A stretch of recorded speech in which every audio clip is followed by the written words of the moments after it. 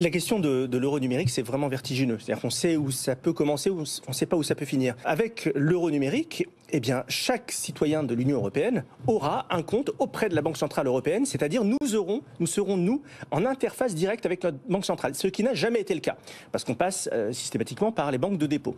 Et donc un euro numérique, ça va plus loin qu'un simple compte en banque. C'est une dématérialisation totale des relations financières que nous pouvons avoir dans la vraie vie. Alors ça peut nous mener où? Alors la première étape que l'on peut imaginer, c'est la fin du cash. On peut imaginer que ça nous mène à la fin du cash. Mais ça, c'est qu'une première étape. Parce que si on va plus loin, un euro numérique, c'est quoi? C'est une banque centrale européenne qui pourrait décider, à un moment donné, pour des raisons macroéconomiques, de verser, par exemple, je vais être très concret, 1 000 euros sur chaque compte bancaire de chaque citoyen européen. Autrement dit, au lieu de faire tourner la planche à billets telle qu'on l'a connue ces dernières années par un circuit compliqué, ben non, on va la faire tourner directement pour le citoyen européen. Simple, oui, là, 1 000 euros. Et inversement, la Banque centrale européenne pourra, dans d'autres circonstances, décider, puisqu'elle sera en interface directe avec le citoyen de l'Union européenne, de taxer les dépôts. Donc c'est valable dans les deux sens. Alors si on tire le fil, et c'est là où ça commence à devenir... On a 1 minute 30, hein, Rafik. Si on tire le fil, c'est que la Banque centrale européenne pourra décider de délivrer une monnaie qui est périssable, qui a une date limite. Aujourd'hui, vous avez votre billet de banque, ben, il est à vous définitivement. La Banque centrale européenne pourra décider de dire, je vous fais de l'hélicoptère monnaie, 1 000 euros chacun, mais à dépenser dans les 2 mois.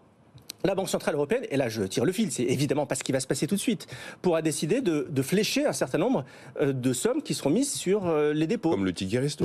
En disant, par exemple, je vous verse 1 000 euros, mais à investir dans des dépenses, par exemple, favorables à l'environnement. Et on voit bien qu'en tirant ce fil, on peut aller vers une banque centrale qui aujourd'hui est indépendante et qui a un rôle purement monétaire, à une banque centrale qui peut jouer un rôle économique, qui peut jouer un rôle social, qui peut jouer un rôle industriel. Et là se pose une vraie question démocratique. Ah oui. Se pose évidemment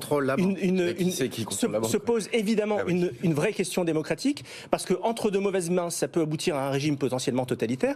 Entre des mains vertueuses, ça peut amener à la prospérité. Et donc moi, ce que je soumets comme proposition dans mon livre Le Nouveau Temps, c'est qu'à un moment donné, évidemment pas tout de suite, la seule façon d'avoir un garde-fou démocratique par rapport à tout ce que je viens de vous dire, ça sera que les citoyens de l'Union européenne puissent élire le président ou la présidente de la Banque centrale européenne au suffrage universel direct. C'est un changement majeur de paradigme, mais si tout ça se passe, si la Banque centrale européenne a la main sur l'économie, le social, l'industrie, l'écologie, eh bien il faudra qu'il y ait une matérialisation démocratique.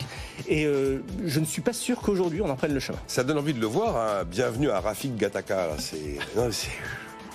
Il y a un peu de non, mais il y a de l'économie fiction dans ce que vous dites. Mais objectivement, tout ce que vous dites serait techniquement réalisable. J'adore l'histoire. C'est à retrouver dans Le Nouveau Temps, chez Erol. Signé Rafik Smati, merci.